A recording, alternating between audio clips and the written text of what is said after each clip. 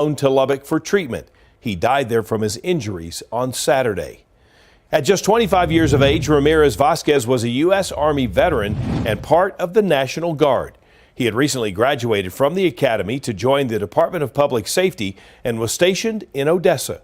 Officers from Midland and Odessa Police Departments, Midland and Ector County Sheriff's Office, as well as Texas DPS were all at the CAF hangar in Midland to pay their respects to the fallen officer.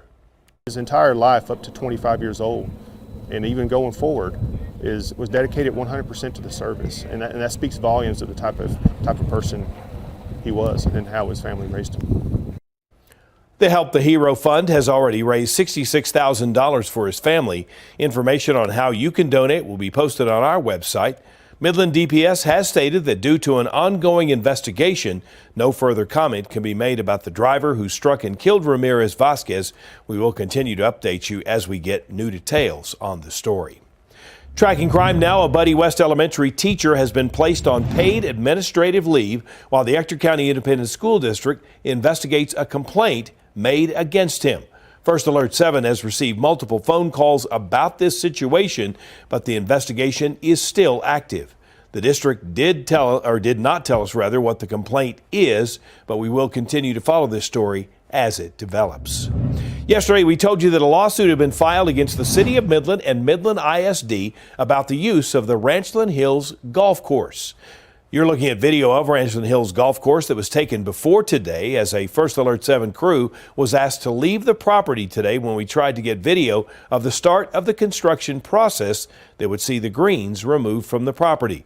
The plaintiffs are asking that a court compel the city to enforce the zoning ordinance that says the property can only be zoned for recreation, not used for a school, as well as a declaratory judgment that the zoning ordinance is applicable and stop Midland ISD from completing their construction of the new high school. They are also asking for recovery of damages, which the lawsuit states would be monetary relief of $250,000 or less. Now, the lawsuit alleges that by not following proper procedure to rezone the property, the City of Midland and Midland ISD deprived the plaintiffs of their opportunity to exercise administrative remedies. You can read the full lawsuit and Midland ISD's response by going to our website, firstalert7.com. Time now to talk your weather forecast. We had a cool start to the day today. It looks like that trend's going to continue for the next several days, right, Tom? Exactly right, as we're going to be looking at some nice, cool mornings, about 55 tomorrow morning. It's going to make for a fantastic start to the day, but we've warmed up in the afternoon. Today we're up around 85 degrees out at the Miller National Air and Spaceport, but up to 90 in Monahans and Fort Stockton. Excuse me. Again, we are looking at some great conditions this evening into the mid-70s out there across many locations, so it is starting to cool off a little bit.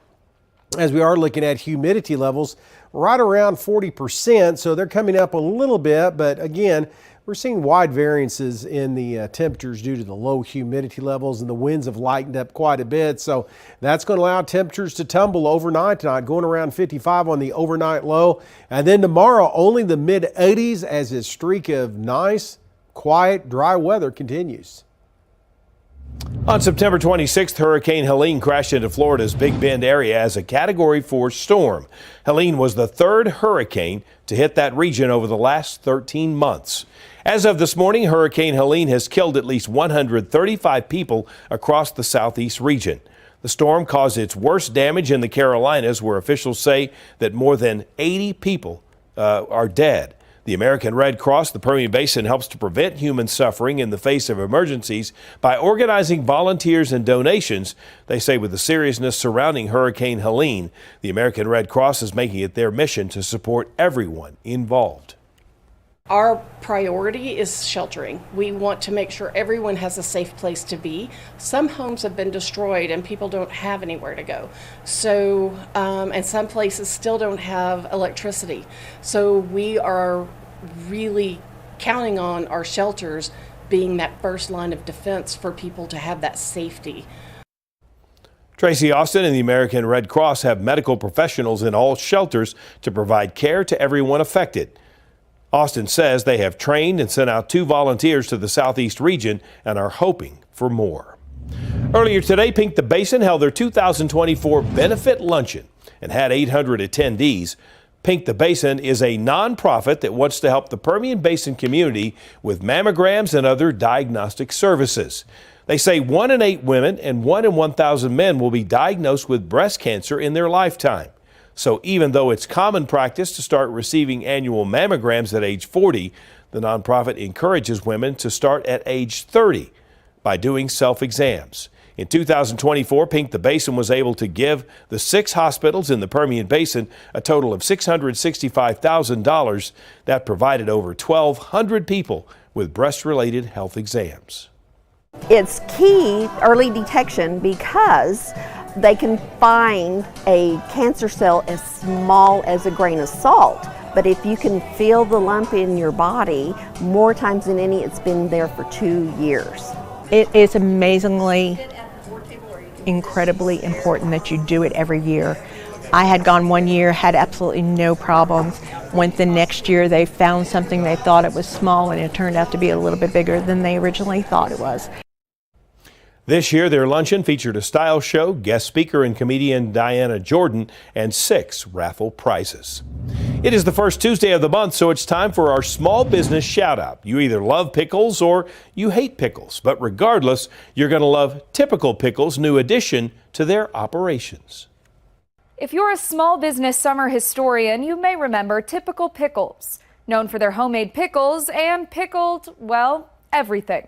A year and some change later, you can still find all of your favorites and now get a full meal, with Typical expanding into the restaurant business. Well, one weekend we had a whole bunch of pickle spears in the back, and I said, let's fry them up. So we started frying them up. We did it with a little slotted spoon and some hot oil, and we sold about 7 buckets worth of fried pickles that weekend. So everybody kept coming in for the fried pickles, and so we just kept expanding. We got a grill, and we started making burgers and Nashville hot chicken. Yes, the pickles are still the star of the show, but Typical Pickles is now so much more. We brine ours with our brine. So it's in our pickle juice. It's done overnight. We put a little bit of buttermilk for tenderizing. And so we make everything in-house. So everything that's in all of our food has been touched by the pickles. Now, it doesn't taste like pickles. It tastes like food. A trained chef, owner Tyler Brawley says the next step is expanding the restaurant side of the business even more. What we're working on right now is actually trying to convert this over for our warehouse to be a seating area, because I'm pretty sure people are tired of sitting outside. And so we're going to build a countertop, get a restroom back there, and open it up for seating. Keep your eyes peeled for what's next for Typical Pickles. And who knows, the way they're growing, they may call for a small business three-peat. Man, that looks good, doesn't it? You can find their full menu, address, and more on our website, firstalert7.com. Every month we are featuring one small business. The running mate debate tonight as the vice presidential candidates meet for the first and only scheduled face-off. Caroline Cummings reports. The stage is set for the only vice presidential matchup and likely the last debate before the election. Minnesota Governor Democrat Tim Walz and Ohio Republican Senator J.D. Vance will each tour the physical space before squaring off this evening, which will be a chance for voters to learn more about these relatively lesser-known VP picks. I'd like to know more about what their policies are, since I don't really know much about them. CBS Evening News anchor Nora O'Donnell and Face the Nation host Margaret Brennan will moderate, but they won't interrupt the debate to fact check. Instead, viewers can use this QR code that will appear on screen. When viewers scan the QR code, it's going to take them to our website, and there's a live blog and also a live fact check being done by our CBS News Confirm team. These are expert journalists who have been fact checking throughout the election cycle. They'll be doing it again tonight. Both camps agreed to leave the candidates' microphones open throughout. There is a mute button if things get unruly. Post-debate, the attention turns to reaction here in the spin room. And on Walz's side, CBS News has learned we expect to hear from Senators Amy Klobuchar, Mark Kelly, Ben Ray Lujan, and the governors of Colorado and Illinois. A source familiar with the Trump campaign tells CBS News Donald Trump Jr., Representative Elise Stefanik, and Senator Tom Cotton will be supporting Vance in the spin room. For all its fireworks, the presidential debate last month didn't shift polls all that much, but analysts say in a really close race, you have maybe 5 or 6% of the electorate still on the fence, still undecided, and little things could push them in one direction or another. Both camps are right back on the road tomorrow, stumping in battleground states where this race to the finish will ultimately play out. Caroline Cummings, CBS News, New York. We'll have more on that debate, by the way, coming up tonight at 10 o'clock. And still ahead, the world is watching in anticipation as Israel has an attack launched at them from a third country. We have the latest from the Middle East up next.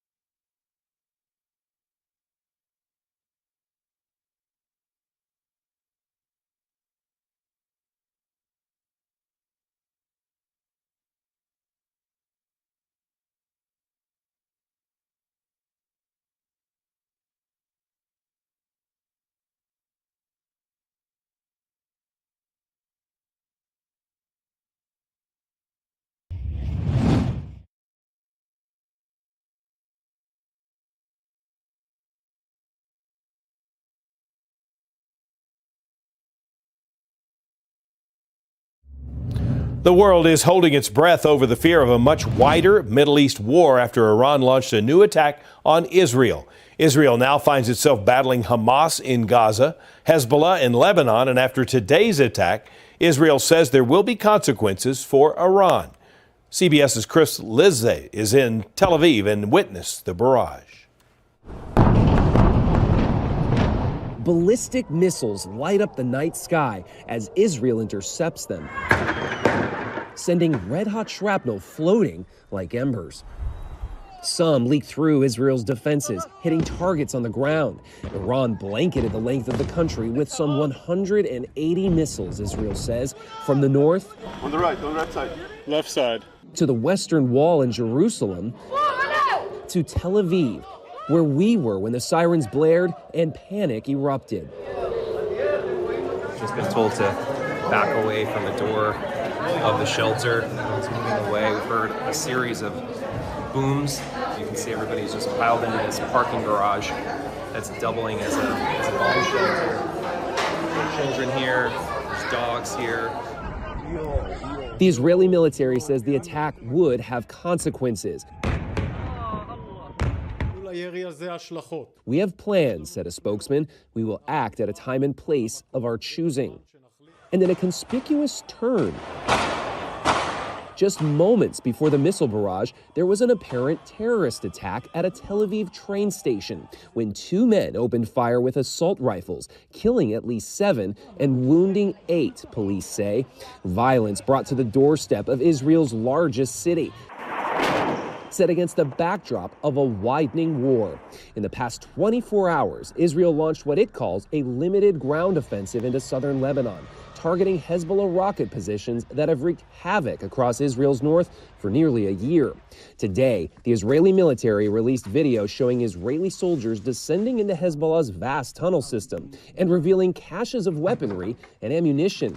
The IDF claims this aerial footage shows the destruction of an underground compound, fighting of an intensity not seen since the last Israel-Lebanon war in 2006, when Israel launched a full ground invasion. This is Iran's second direct attack on Israel this year. How Israel responds to this latest barrage could determine the direction of the widening war and whether the U.S. gets dragged into it. Chris Livesay, CBS News, Tel Aviv. The number of incoming ballistic missiles filled the night sky over Tel Aviv last night was twice as many as the April attack. Many of them, though, shot down by Israel and by the U.S. Navy on President Biden's orders. Well, we are going to be looking at more of the same. Nice weather conditions, especially the mornings. We'll talk about that coming up next.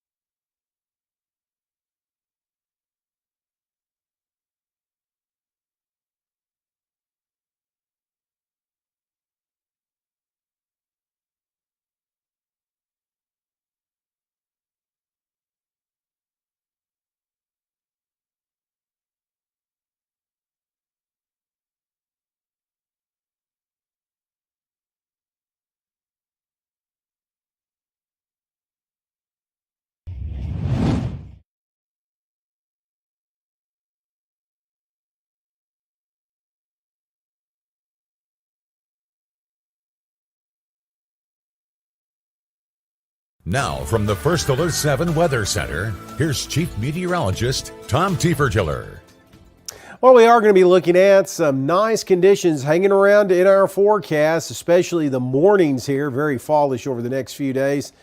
Here's a reason why. Big area of high pressure in charge of our weather, not going anywhere. It's really extending from the southeast where they need a break from rain and anything else all the way to the west coast as the jet stream's well off to the north. So we're seeing again the brunt of the high pressure back here across portions of West Texas and areas west, and it's keeping everything in the way of any storm systems to the north. But occasionally though, on this west-northwesterly to northerly flow, we're seeing a cool front arrive across the area, and we had one today move across, bringing some nicer conditions across the state of Texas. Front now making its way down into portions of central and south Texas with some a little bit milder air. Pretty quiet out there, hardly any clouds. As high temperatures today were coolest up towards Amarillo behind the front, 76 degrees there, and into the mid-80s across the Midland-Odessa area earlier today. But ahead of the front though, look at those 90s showing up from Presidio, Big Bend all the way over towards the Edwards Plateau into central Texas this afternoon. Now the futurecast, not a lot happening here over the next 24 to 48 hours. Maybe a couple of clouds around the Big Bend area, the Presidio Valley for tomorrow afternoon should really be about it. And for Thursday, more of the same, maybe a couple of clouds developing across the Davis Mountains, Marfa Plateau in the afternoon, but no rain showers and continuation of these seasonable temperatures Into the mid-50s overnight tonight. That's a nice change as we're going to see fall-like conditions to wake up to with lighter northeast winds and clear skies, and it's making for a nice day. Mid to upper 80s. We're going to be right on the money when it comes to temperatures across the Permian Basin. Trans-Pecos, a little warmer. Mountain areas not too bad with Alpine coming in with 84 degrees. First Alert 7-10-day forecast. Again, not expecting too many changes coming up in this forecast as we're going to be looking at quiet weather all the way through the weekend. Another weak front will be on the way, keeping those temperatures nice. Especially those morning lows are going to be in the upper 50s to near 60 all the way into next week. If we see any changes with a cold front, a stronger cold front or anything like that, it's going to be after the following weekend before we see any drastic changes to our weather. Coming up next here at 9, dock workers in Texas are joining the picket lines as contract negotiations continue with U.S. Maritime Alliance.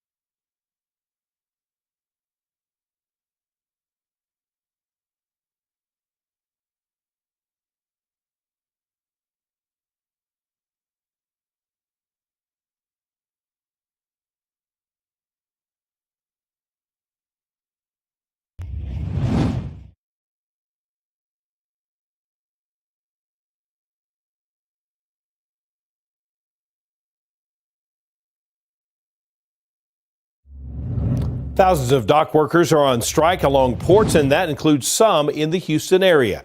Their dispute is over the contracts, and it could have a major effect on the economy. Rosie Wynn has more from the picket lines. The strike stems from a deadlock that's been happening for months about contract negotiations. The International Longshoremen's Association, which is the largest union for dock workers, is demanding a 77% pay raise over the 6-year life of a contract, as well as protections against automated technology. They were not satisfied with the offer from the U.S. Maritime Alliance, which represents port operators and shipping companies. The alliance offering 50% raises over 6 years. Now, thousands of people all along the East and Gulf Coast walking off the job this morning, the first time this union has done so since 1977. I want to tell you all what you're doing is right.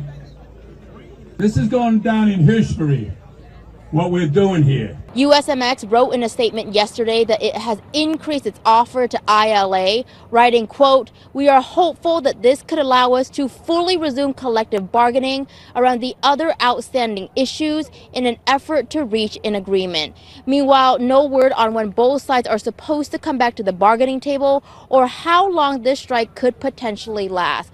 Port Houston tells us that at this time, they have no comment since they are not a part of the negotiations.